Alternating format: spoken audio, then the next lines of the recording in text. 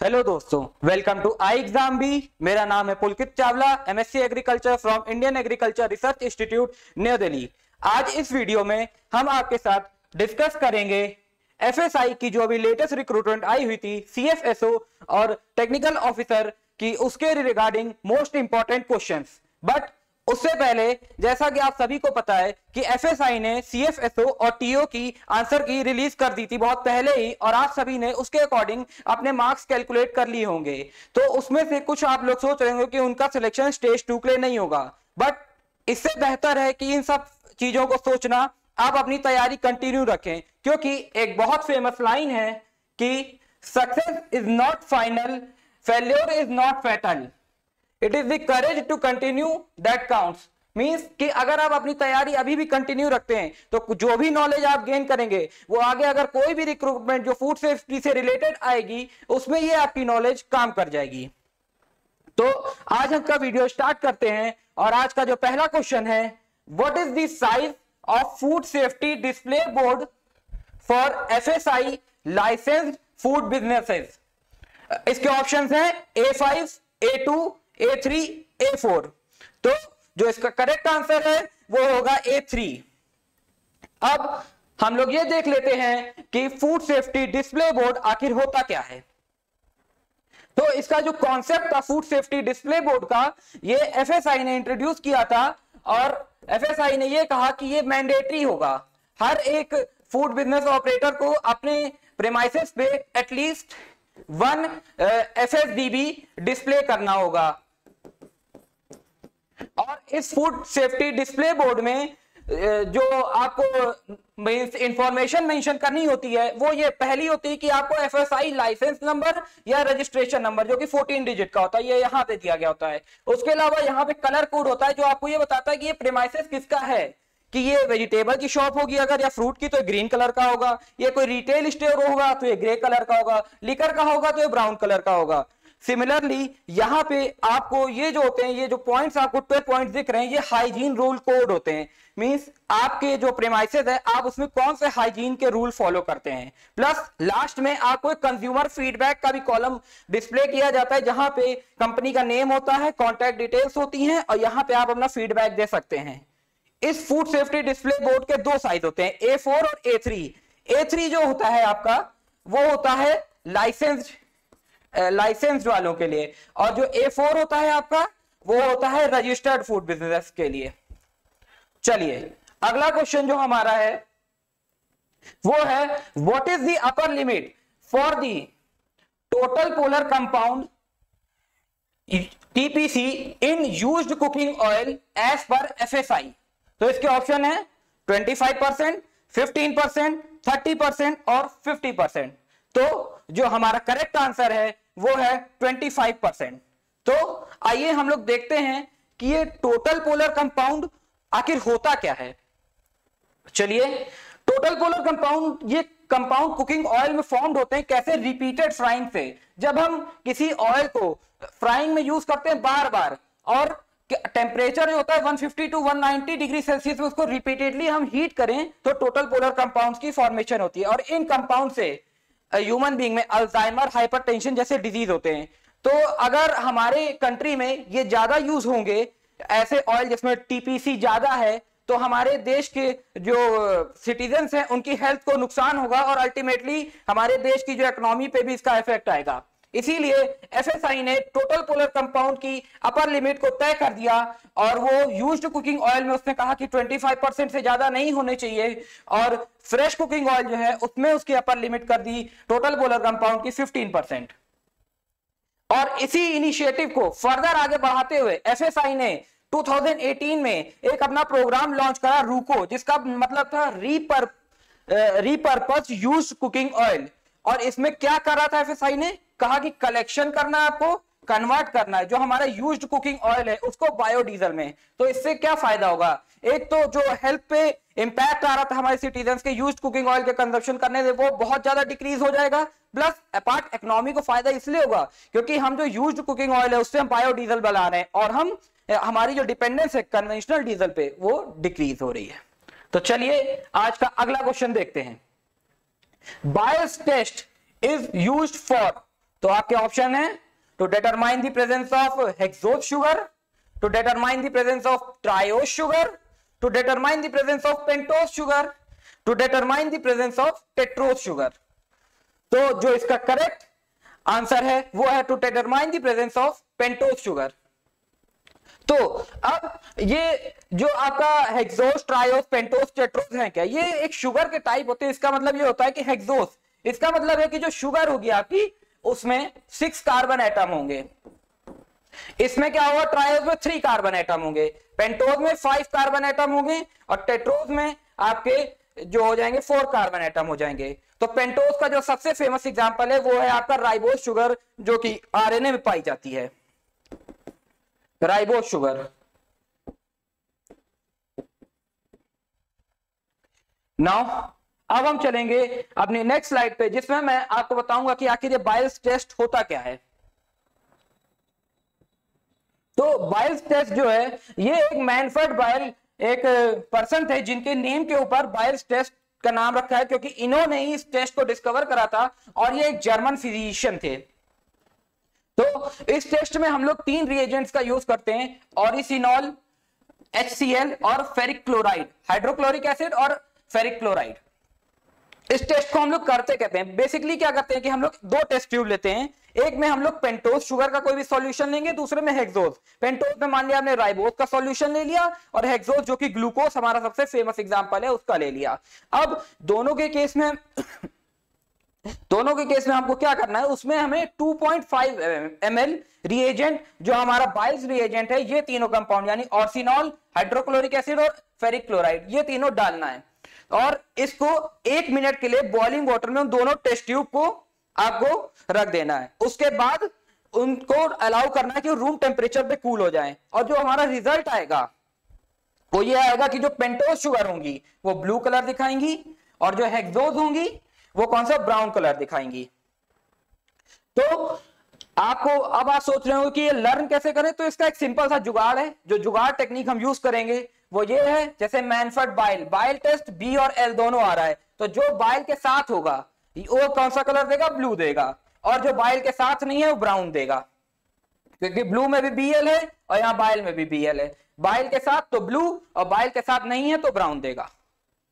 चलिए next question जो है आज का हमारा वो है, what is the validity of eat right campus certification. तो ईट राइट कैंपस सर्टिफिकेशन की वैलिडिटी क्या है, ऑप्शन है हमारे 1 ईयर, 2 ईयर, 3 ईयर, 4 ईयर। तो जो आज का आपका इस क्वेश्चन का करेक्ट आंसर है वो है 2 ईयर। तो चलिए हम लोग देखते हैं कि आखिर ये ईट राइट कैंपस है क्या। तो ईट राइट कैंपस आपका FSI का इनिशिएटिव है जो उसने लॉन्च किया था टू प्रमोट सेफ, हेल्दी और सस्टेनेबल फूड। कहां पे, डिफरेंट कैंपस, जैसे कि स्कूल में, यूनिवर्सिटी में, वर्क प्लेस में या फिर हॉस्पिटल्स में एक्सेट्रा। इसके कई एग्जांपल भी हैं हमारे इंडिया में। कुछ ईट राइट कैंपस जैसे लबासना मसूरी जहां पे IAS ऑफिसर्स की ट्रेनिंग होती है, उसके अलावा IIT गांधीनगर और IIM अहमदाबाद को ईट राइट कैंपस का सर्टिफिकेशन दिया जा चुका है। और फिर आपका आता है कि 4 पैरामीटर जिनके बेसिस पे किसी भी कैंपस को हम लोग ईट राइट कैंपस डिक्लेयर करते हैं, वो होते हैं आपके फूड सेफ्टी मेजर, स्टेप्स जो लिए गए उस कैंपस में कि हेल्दी फूड को प्रमोट किया जा रहा है, एनवायरमेंटली सस्टेनेबल फूड प्रैक्टिसेस वहां पे यूज की जा रही, मींस जो फूड प्रैक्टिसेस वहां पे हम यूज कर रहे हैं वो एनवायरमेंट को तो नुकसान नहीं कर रही, और तीसरा जो हम वहां पे हमको building awareness in campus to make the right food choices, means campus में अवेयरनेस प्रोग्राम भी चल रहे हैं कि जो वहां के स्टूडेंट्स हैं या एम्प्लॉयज हैं वो राइट फूड चॉइसेस लें, मींस ज्यादा तेल और ज्यादा नमक और ज्यादा मीठा खाना ना खाएं। चलिए नेक्स्ट क्वेश्चन जो हमारा आज का है, हाँ तो इसमें मैं ये बताना ये है कि इसमें 2 इयर्स इसकी वैलिडिटी होती है from the date of issue. Eat right campus certificate जब भी इशू होगा उससे 2 साल तक उसकी क्या होगी, वैलिडिटी होगी। चलिए आज का जो नेक्स्ट क्वेश्चन है वो है, what do you mean by term synbiotic. Synbiotic term का मतलब क्या होता है, तो जो ऑप्शन है वो है combination of 2 probiotic, combination of probiotics and prebiotics, combination of 2 prebiotics, और लास्ट ऑप्शन है हमारा combination of yogurt and curd. तो जो इस क्वेश्चन का सही आंसर है वो है combination of probiotic and prebiotic. तो चलिए देखते हैं आखिर ये सिनबायोटिक होता क्या है। तो प्रोबायोटिक्स और प्रीबायोटिक्स को जब हम मिक्स करते हैं और फिर किसी ह्यूमन बीइंग या किसी भी ऑर्गेनिज्म को हम इसको फीड कराते हैं तो यही सिनबायोटिक होता है। एक्चुअली प्रोबायोटिक जो होते हैं ये आपके होते हैं फ्रेंडली बैक्टीरिया जो कि हमको हेल्प करते हैं बैड बैक्टीरिया को फाइट करने में। और प्रीबायोटिक्स क्या होते हैं, ये एक्चुअली फूड होते हैं प्रोबायोटिक्स का। प्रीबायोटिक्स का जो फेमस एग्जांपल है वो है इन्यूलिन, ये फाइबर होते हैं। और प्रोबायोटिक्स का फेमस एग्जांपल आपका क्या है, लैक्टोबैसिलस, जो आपके कर्ड को फर्मेंट भी करता है और ये हमारे स्टमक को ठीक रखता है ये बैक्टीरिया। प्रीबायोटिक्स का एग्जांपल इन्यूलिन। तो अगर हम इसको एक लोग देसी भाषा में समझें तो ये कहा जा सकता है कि हम सिपाही तो भेज रहे हैं जो कि प्रोबायोटिक्स है, साथ ही उनको खाना भी दिया जा रहा है कि वो अच्छे से युद्ध अपना लड़ सकें बैड बैक्टीरिया के साथ और उस युद्ध में जीते और हमारी हेल्थ ठीक रहे। चलिए अब चलते हैं हमारे आज के अगले क्वेश्चन पे जो कि है which of the following is used as adulterant in cinnamon. Cinnamon में हम अडल्ट्रेंट कौन सा यूज करते हैं, तो सिनामन क्या होता है आपका, दालचीनी होता है। दालचीनी को जनरली अडल्ट्रेट करते हैं लोग और आज के जो इस क्वेश्चन के ऑप्शन है वो है कैसिया बार्क, खेसारी दाल, यूरिया और सॉडस्ट। तो सिनामन को अडल्ट्रेट करने के लिए जनरली कैसिया बार्क का यूज किया जाता है। तो सही आंसर आपका होगा कैसिया बार्क। तो चलिए हम लोग देखते हैं कि कैसे सिनामन को कैसिया बार्क से अडल्ट्रेट करते हैं। तो ये देखिए पहले जो ये देखिए ये आप देख रहे हैं कि ये सिनामन है और ये कैसिया, दोनों फिजिकली अपीयरेंस में एकदम लगभग सिमिलर हैं। तो पता ही नहीं चलता है कि सिनामन कौन सा है कैसिया, खाली इनके कलर में डिफरेंस है। अगर ध्यान से नोटिस ना करें तो सिनामन की जगह जनरली पीपल कैसिया बार्क का परचेज कर लेते हैं। और उसी तरह आप ये देखिए ये अरहर दाल है और ये खेसारी दाल है, दोनों की शेप लगभग सिमिलर है। और इसका जो बहुत फेमस एग्जांपल ये आपने देखा होगा जब अरहर के जो प्राइजेस अचानक से बहुत ज्यादा शूट अप करे थे तो बहुत से मतलब जो साइकिलों पे शहरों में दाल बेचने आते थे, कहते थे हम खेत से अपने दाल ला रहे हैं, जबकि वो दाल जो होती थी वो खेसारी दाल होती थी और ये पकने में भी बहुत अजीब सी इसमें झाग टाइप की बन जाती है जब ये कुकर में इसको पकाया जाता है। और ये आपका हो गया चिली पाउडर, ये आपका हो गया सॉडस्ट। सॉडस्ट आपका कुछ नहीं लकड़ी का बुरादा होता है। तो इन दोनों में फर्क क्या होता है कि अगर हमने चिली पाउडर पानी में डाला ना तो ये नीचे सेटल हो जाएगा, जबकि सॉडस्ट जो होगा ना वो पानी ऊपर तैरेगा। तो सॉडस्ट से हम चिली पाउडर को अडल्ट्रेट करते हैं। चलिए अगला और जो इसमें ये ऑप्शन दिए हुए थे यूरिया का यूज किया जाता है मिल्क को अडल्ट्रेट करने में, और मिल्क को और भी चीजें जैसे वाटर या फिर डिटर्जेंट से भी अडल्ट्रेट करते हैं। चलिए नेक्स्ट क्वेश्चन जो आज का आपका है, what do you mean by saponification number. तो आपके ऑप्शंस हैं it is the number of milligram of potassium hydroxide और sodium hydroxide to saponify 1 gram of fat और ऑयल। सेकेंड ऑप्शन है number of gram of iodine absorbed by 100 gram of fat और oil. Third option है number of saturated fatty acid in oil और fat. Fourth option है number of unsaturated fatty acid in fat और oil. तो इसका जो सही answer होगा वो है it is the number of milligram of के पोटेशियम हाइड्रोक्साइड और sodium hydroxide to saponify 1 gram of fat और ऑयल। तो चलिए हम लोग देखते हैं कि सेपोनिफिकेशन का मतलब क्या होता है। एक्चुअली सेपोनिफिकेशन नंबर कुछ नहीं, ये number of milligram of KOH या NaOH होता है जिसको नीडेड होता है to saponify 1 gram of fat और ऑयल। और सेपोनिफिकेशन इसका क्या मतलब है, ये कुछ नहीं अल्कलाइन हाइड्रोलाइसिस होता है। मींस हम कोई अल्कली का यूज कर रहे हैं, अल्कली जैसे KOH या फिर NaOH, इन दोनों में से किसी का भी यूज करते हैं फॉर हाइड्रोलाइसिस किसी भी फैट का। तो फैट में उसमें ट्राइग्लिसराइड और ग्लिसरॉल को मेन अलग अलग कर दिया जाता है, यही होता है आपका सेपोनिफिकेशन प्रोसेस।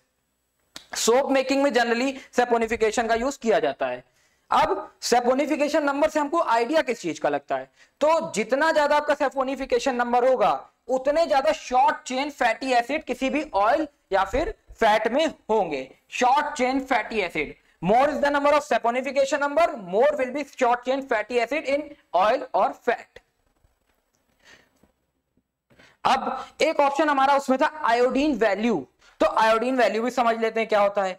आयोडीन वैल्यू आपका कुछ नहीं, ये होता है number of gram of iodine जो कि एब्जॉर्ब किया जाए 100 ग्राम ऑफ फैट या फिर ऑयल। 100 ग्राम फैट ऑयल जितना भी आयोडीन को एब्जॉर्ब करेगा वही है आपका आयोडीन वैल्यू। और वहां पे लिखा था अनसैचुरेटेड और सैचुरेटेड फैटी एसिड। तो अनसैचुरेटेड फैटी एसिड वो होते हैं अनसैचुरेटेड फैटी एसिड वो होंगे जिनमें आपका कार्बन कार्बन डबल बॉन्ड या कार्बन कार्बन ट्रिपल बॉन्ड, और सैचुरेटेड फैटी एसिड क्या होंगे जिनमें आपका कार्बन कार्बन सिंगल बॉन्ड पाया जाएगा। चलिए आज का अगला क्वेश्चन देखते हैं।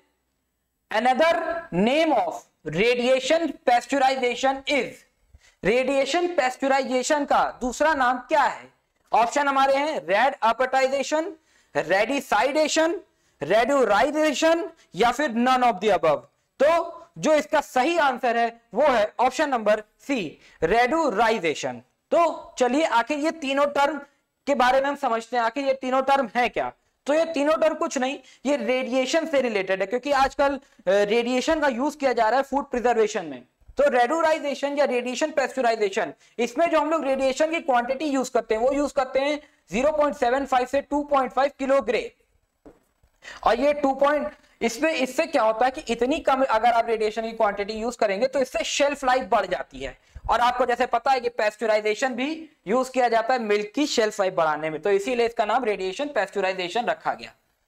और फिर आता है आपका रेडिसाइडेशन, या जिसको रेडिएशन बैक्टीरियासाइडेशन कहते हैं। तो इसमें क्या होता है कि 2.5 से 10 किलो ग्रे रेडिएशन हम लोग यूज करते हैं, और इसका मेन काम क्या है कि non spore forming bacteria pathogen, जैसे कि आपका ई कोलाई, सैल्मोनेला, अगर ये फूड में प्रेजेंट है तो इनकी जो नंबर होते हैं उसको ये रेडिसाइडेशन डिक्रीज करता है जब हम इतनी क्वांटिटी की रेडिएशन यूज करते हैं। और रेड अपर्टाइजेशन ये क्या है, इसमें हम लोग 30 to 40 kilo grey radiation use करते हैं, और ये मेनली यूज किया जाता है कैंड फूड पे। कैंड फूड पे क्यों यूज करते हैं? क्योंकि हमको क्लोस्ट्रीडियम बोटुलिनम जो कि एक न्यूरोटॉक्सिक प्रोड्यूस करता है, बोटुलिनम टॉक्सिन, उसको डिक्रीज करने के लिए, क्योंकि ये टॉक्सिन एक न्यूरोटॉक्सिन है, हमारे दिमाग पे सीधा असर करता है अगर हम बोटुलिनम टॉक्सिन से ऐसा फूड जिसमें बोटुलिनम टॉक्सिन है उसको कंज्यूम करें। तो चलिए आज का हमारा जो अगला क्वेश्चन है वो है NEFBO can be declared as petty food manufacturer as per Food Safety and Standard Licensing and Registration of Food Business Regulations 2011 if he is operating a food business with an annual turnover of, means किसी भी food business operator को अगर आपको पेटी food manufacturer declare करना है as per food safety standard licensing और registration of food business regulation 2011, तो उसका एनुअल टर्नओवर कितना होना चाहिए?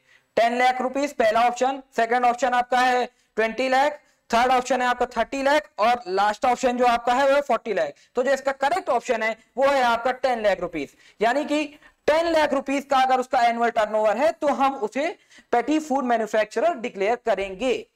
तो अब ये सोचिए कि 10 ही लाख पे क्यों हम रुक गए। तो आइए इसकी डेफिनेशन देखते हैं जो एफएसएस एक्ट ने, एफएसएस रेगुलेशन 2011 में दी गई हैं कि पेटी फूड मैन्युफैक्चरर वो होता है जो स्मॉल स्केल या कॉटेज इंडस्ट्रीज या रिलेटिंग टू फूड बिजनेस चला रहा है या टाइनी फूड बिजनेस ऑपरेट कर रहा है जिसका एनुअल टर्नओवर 12 लाख या उससे कम होना चाहिए। और वहां पे ऑप्शन 12 लाख से कम एक ही था जो था 10 लाख, इसीलिए वो करेक्ट ऑप्शन था। या इसकी एक कंडीशन और है कि उसकी जो प्रोडक्शन कैपेसिटी है फूड की, मिल्क प्रोडक्ट को छोड़ के, मीट और मीट प्रोडक्ट को छोड़ के वो 100 kg या लीटर पर डे से कम होनी चाहिए या उसके बराबर होनी चाहिए। और या एक कंडीशन और है, प्रोक्योरमेंट, हैंडलिंग या कलेक्शन जो मिल्क का वो कर रहा है वो 500 लीटर पर डे के बराबर या फिर उससे कम होना चाहिए। या स्लॉटरिंग अगर वो करता है तो उसकी जो कैपेसिटी होनी चाहिए पर डे की वो 2 लार्ज एनिमल या फिर 10 स्मॉल एनिमल हो। स्मॉल एनिमल में आपका गोट आ जाएगा, लार्ज में आपका आ जाएगा बफेलो या फिर कोई कैटल, और पोल्ट्री में पोल्ट्री बर्ड्स जो आपकी 50 पर डे से कम होनी चाहिए, मतलब पर डे वो 50 बर्ड से, पोल्ट्री बर्ड से ज्यादा को स्लॉटर नहीं करेगा। चलिए अब आज आपका जो नेक्स्ट क्वेश्चन है आज का वो है which section of FSS Act 2006 contains provision for the punishment for providing false information। तो इस क्वेश्चन का मतलब है कि फूड सेफ्टी स्टैंडर्ड एक्ट जो कि 2006 में आया था उसके मुताबिक उसका कौन सा सेक्शन उसमें प्रोविजंस होते हैं for the punishment of providing false information. तो आपके ऑप्शन है सेक्शन 64, सेक्शन 61, सेक्शन 62 और सेक्शन नंबर 63।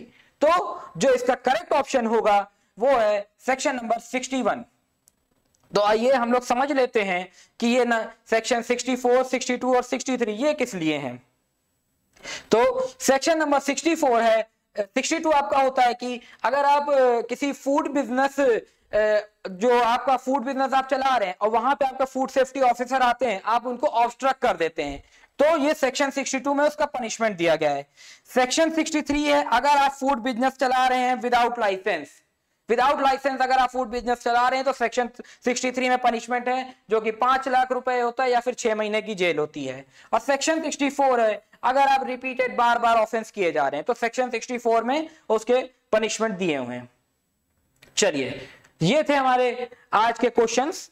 आई एग्जाम भी अपना सीबीटी स्टेज 2 का कोर्स लॉन्च किया है, जिसमें हमारे एक्सपर्ट फैकल्टीज हैं कैलाश तिवारी सर जो कि एक्स एएफओ हैं यूनियन बैंक, मैं विदिका जो कि लीगल एक्सपर्ट हैं, जो फूड एक्ट्स में उनकी स्पेशलाइजेशन है, और जो फूड साइंस के हमारी गेस्ट फैकल्टी हैं रेणुबाला मैम और योगेश सर जो एक्सपीरियंस्ड और क्वालिफाइड फैकल्टीज हैं फॉर द फूड साइंस।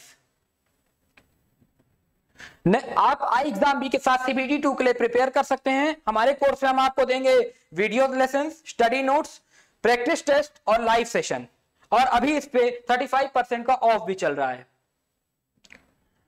आपको अगर आई एग्जाम बी से रिलेटेड कोई भी या उसके कोर्स से रिलेटेड कोई भी क्वेरी हो तो आप हमारे ईमेल कर सकते हैं या फिर हमको कांटेक्ट कर सकते हैं इस नंबर पे। Thank you for watching this video.